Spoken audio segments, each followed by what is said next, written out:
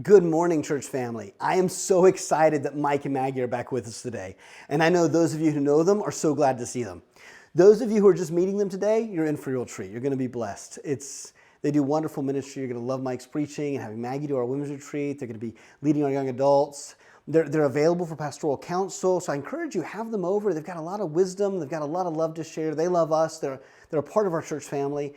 And we're just really glad. So thank you, Mike and Maggie, for being back with us today and for the next couple of months. We really appreciate it. We've even got communion today as well as a potluck afterwards, so you can stay and get to know Mike and Maggie a little better. Now, the only part I'm sad about is that I'm not there to share it with you. But here I am in Indonesia. I made it safely to Jakarta yesterday and to Bandung today. Now, if you missed it, I'm here because next week in Bali, MICN is hosting a retreat for Asia and Oceania. And so because we've got the retreat and I had to come so far, I was invited to come and be at the church in Bandung, an international church that's part of our network on this end, and on the other end at a church in Taiwan.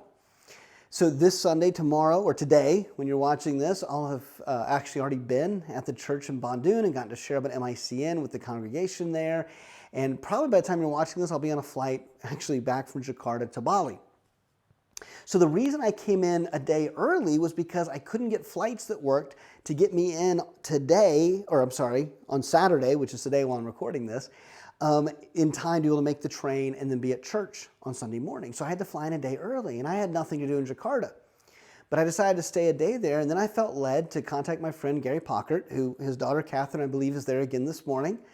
And Gary, he has a company in Canada, an oil company, and he's partnering with a company here. And so I asked him, I said, hey, how do you feel about introducing me to the CEO, who's your friend, just so I have somebody I can meet with, learn about Indonesia and what's going on. And so he was kind enough to make that introduction. The CEO and I got to talking about some of the things that I'm doing, and he ended up inviting me to have lunch with him and some friends. And so I landed in the morning on Friday, and then I got to the hotel, got showered, and by the time I was dressed, it was time to go. And the CEO was there to pick me up, and then we went to a nice restaurant with a friend of his who's another partner in his venture capital firm who runs that, and another friend who I believe owns a factory and is very involved with philanthropy. Now, all these guys are believers, and so we had a wonderful time talking about what it's like in a Muslim nation, what it's like to do business the way Jesus would, and I may have even gotten a little bit passionate at the table, almost started preaching, and the gentleman who runs the venture capital firm, he looked at me, he goes, oh man, I was just listening to a sermon on the way over here about money and how we handle it. Now you're saying all this to me. And I said, well, I think God's trying to tell you something. But it was a really encouraging talk. And there's potentially some possibilities of future partnership. One of the things that came up that was very exciting is Indonesia has a new capital that the government's moving to later this year. And they said that they're going to need schools there, and people are very open to schools with Christian values, even the Muslim population, if they're good schools and they want them in English. And we're already thinking about how the school in Phuket could expand and could go other places. And so Jakarta is one of the places now we're going to look at, or the new capital or whatever. And these gentlemen, one of them is involved with the schools.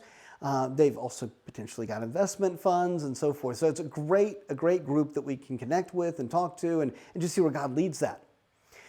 Now, this morning was totally different. This morning, what I did, I met with a guy named Frank. So on Wednesday of last week, I emailed Frank. I met him like 3 weeks ago in Washington, D.C. at the National Prayer Breakfast. And so on Wednesday, I said, hey, Frank, I'm going to be in town on the weekend. If you've got time, I'd love to meet. I just felt led to reach out to him, didn't know where it was going to go.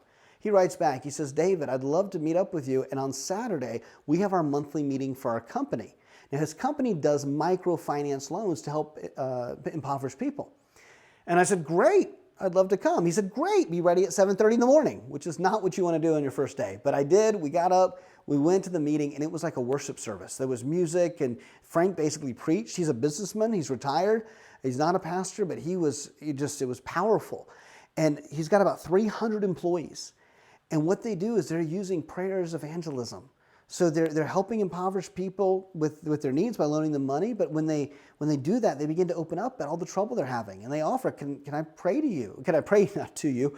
Can I pray for you in the name of Jesus? And most people say yes, and they get to pray for them. And it's some really, really neat stuff that's happening. And I put some of this on Facebook, but I didn't want to put that much publicly just because I didn't want to have it out there in text. But so it was a really encouraging morning on Saturday morning. Now, one other fun thing that's happened is I mentioned a minute ago about the school in Phuket that we're working with expanding, right? Well, we've been a little bit stressed recently because we're just about to run out of money. And when we started this back in April, I was telling Dan, hey, watch this. God's going to bring the money at the last minute. And sure enough, we needed 7 million baht. It's about $200,000. We needed that by the end of May. We got it at the end of May, like within days. So we started the project in faith. And we ran out of money, and right as we're running out of money, another 10 to 12 million comes in. Another guy, is a really cool story, the money comes in. And so we've been building. Well, just this last week, Dan was saying, hey, David, I think we might need to delay the building because we're about to run out of money. And then on Friday, I get a message from a friend in Nepal. I met him in Kathmandu on my trip in November. And he says, hey, I'm interested in investing $1 million, 35 million baht. Okay, we've already raised 20 million baht. All we need is 6 million, which is about $200,000, but he's interested in doing $1 million. That's good. So we begin to dialogue about what that could look like. Then on Saturday, I get a message from a businessman who I've talked to before about investing, and he's very interested in at least doing the last 6 million baht that we need and possibly a good bit more.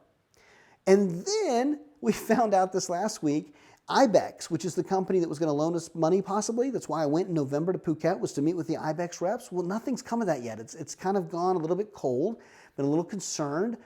Well, the CEO of the company happens to be flying through Phuket with an extra long layover. Just a coincidence, right? Sounds like a divine coincidence to me. He has so much time, he's going to leave the airport and come about an hour south and see the school building. And I mean, I could show you pictures. Maybe I will when I get back. It's pretty close to done. We just need money to put in the right kind of air conditioners and the science classroom with the high-tech stuff we want. So Matt, the CEO, he's about to come. So I'm just going, it's only God that we're sitting here going, oh no, it's the last minute. And then God goes, you think I can't provide? I can do it from Nepal. I can do it with this businessman. I can do it with IBEX.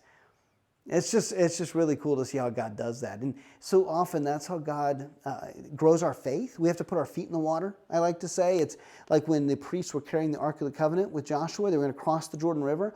God doesn't part the river until they actually put their feet in the water. Another step, they would have been maybe swept away and drowned in the river, right? So, I mean, it's at the very last moment. And that's how it is sometimes with God, as we're walking towards what feels like an edge of a cliff. It's not until we just start to step off that God goes, oh, I've got you, and puts solid ground under our feet.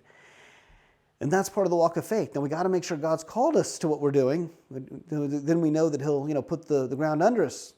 Peter said to Jesus, if it is you, Lord, call to me that I might come out into the water. He made sure it was God's calling, and then God made it so he could walk on water. So anyway, we've put our feet in the water, and we keep putting our feet in the water, and God keeps providing. And it's just really, really exciting. So I appreciate your prayers. Again, it's been a full trip, even though I had basically no itinerary planned. Then these great meetings came up, and it's been really full and exciting. I had a great time this evening with Valdemar and Rosemary Kowalski, who lead the church here. And I'm looking forward to tomorrow morning, or this morning now when you're watching this, to beginning to share, and then going off and having the retreat next week. So appreciate your prayers. We got 21, 22 different international church leaders coming in for this. So it's a great chance. It's twice what we had last year, so it's growing, which is really exciting. So appreciate your prayers, and be blessed. Have a wonderful Sunday. Enjoy your time with Mike and Maggie.